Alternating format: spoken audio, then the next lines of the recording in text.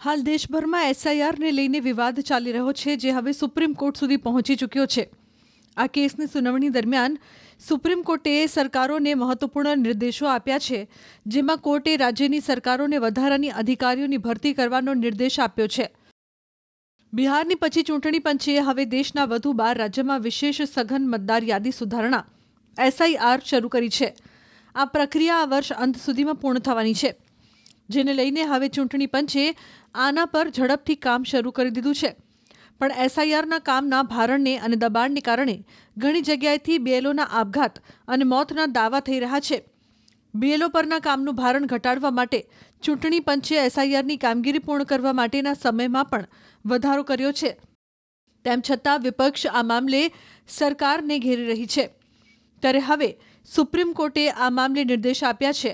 આપને જણાવી દઈએ કે ગુરુવારે એસઆઈઆરની સુનાવણી દરમિયાન સુપ્રીમ કોર્ટે મહત્વપૂર્ણ ટિપ્પણીઓ કરી હતી, જેમાં સીજેઆઈ સૂર્યકાંતે જણાવ્યું કે એસઆઈઆરની પ્રક્રિયા એક કાયદેસર પ્રક્રિયા છે અને તેને પૂર્ણ કરવી જ જોઈએ.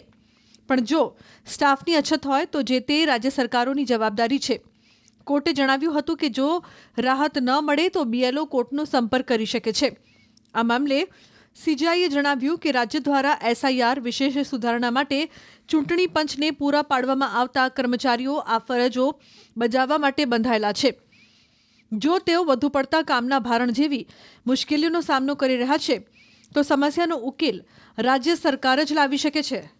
કોર્ટે રાજ્યોને બીએલઓ પર પડતા દબાણ ઘટાડવા માટે વધારાનો સ્ટાફ પૂરો પાડવાનો પણ નિર્દેશ આપ્યો છે. કોર્ટે પોતાના આદેશમાં એમ પણ કહ્યું કે જો કોઈ બીએલઓ વ્યક્તિગત કારણોસર એસઆઈઆરની કામગીરી કરવામાં અસમર્થ હોય અને જો ત્યાં કોઈ માન્ય કારણો હોય તો તેમને રાહત માટે વિચારણા કરવી જોઈએ. આ સાથે તેમના સ્થાને અન્ય કોઈની નિમણૂક કરવી જોઈએ. એસઆઈઆર કેસની સુનાવણી દરમિયાન બીએલઓ આત્મહત્યાનો મુદ્દો સુપ્રીમ કોર્ટના ધ્યાન પર લાવવામાં આવ્યો હતો, જે અંગે વરિષ્ઠ વકીલ ગોપાલ શંકર નારાયણે જણાવ્યું કે અમારી પાસે 35 થી 40 બીએલઓ વિશે માહિતી છે, જેમણે આત્મહત્યા કરી છે. આ બધા આંગણવાડી કાર્યકરો, શિક્ષકો વગેરે છે. લોક પ્રતિનિધિત્વ અધિનિયમ હેઠળ એસઆઈઆરમાં સામેલ કર્મચારીઓને નોટિસ મોકલવામાં આવી રહી છે, જેમાં કહેવામાં આવ્યું છે કે સમય મર્યાદા પૂરી કરવામાં નિષ્ફળતાના કારણે 2 વર્ષની જેલ થઈ શકે છે. ઉત્તર પ્રદેશમાં બીએલઓ સામે 50 એફઆઈઆર દાખલ કરવામાં આવી છે. देखिए, ऐसा है कि मैं सबसे पहले बताऊं कि एसआईआर को लेकर जो विपक्षी पार्टियां इस देश के अंदर हैं वो इसका पुरजोर विरोध कर रही हैं. उसी कड़ी में आज जो एक टीवी के पार्टी है तमिलनाडु की, उसके तरफ से एक अर्जी आई कि जो एसआईआर के में लगे हुए जो बीएलओज हैं वो काफी तनाव में हैं, वो आत्महत्या कर रहे हैं.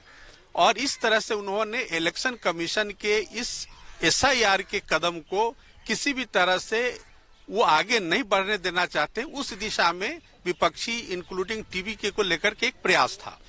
लेकिन आज माननीय सर्वोच्च न्यायालय ने पूरे दोनों पक्षों को सुना और सुनने के बाद डायरेक्शन दिया कि जो स्टाफ की कमी है एसआईआर के मामले में या इलेक्शन ड्यूटी में ईसीआई किसी भी स्टेट गवर्नमेंट से अगर वो स्टाफ की मांग करता है तो उनको स्टाफ देना होगा. और डेपुटेशन पर हर स्टेट गवर्नमेंट इलेक्शन कमीशन को के रिक्वायरमेंट के हिसाब से वो स्टाफ मुहैया कराए, ताकि जो उनका एलिगेशन है कि बीएलओज पर वर्कलोड ज्यादा है, तो जो इलेक्शन कमीशन जो डेपुटेशन पर जो स्टाफ मांगती है स्टेट गवर्नमेंट से वो आता है, तो इस तरह से बीएलओज का जो वर्कलोड है वो कम होगा. लेकिन यह भी बात सामने आए सुनवाई के दौरान कि जो डेपुटेशन पर स्टाफ गए हुए हैं वो एसआईआर का काम करने से मना कर रहे हैं. तो माननीय सर्वोच्च न्यायालय ने उनको भी डायरेक्शन दिया है कि आप एसआईआर का काम मना नहीं कर सकते हैं.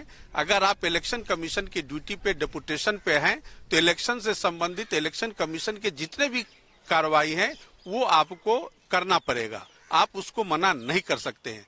तो ये काफी इम्पोर्टेंट डायरेक्शन आज का सुप्रीम कोर्ट का रहा है.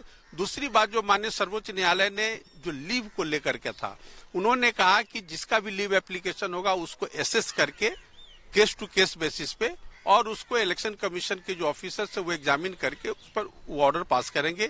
जिसका जेन्युइन छुट्टी होगा उसको ग्रांट करेंगे, जिसका जेन्युइन नहीं होगा वो रिफ्यूज करेंगे. लेकिन जो कवायद चल रही है विपक्षी गण की कि किसी भी तरह से इलेक्शन कमीशन को बदनाम किया जाए, तो एक मुद्दा बीएलओ का लेकर के लोग आए हैं. आपने देखा कि बिहार के अंदर ऐसी कोई शिकायत नहीं थी, लेकिन जहां नॉन बीजेपी स्टेट में रूलिंग गवर्नमेंट है वहां पे ये समस्याएं जानबूझ करके पैदा की जा रही है।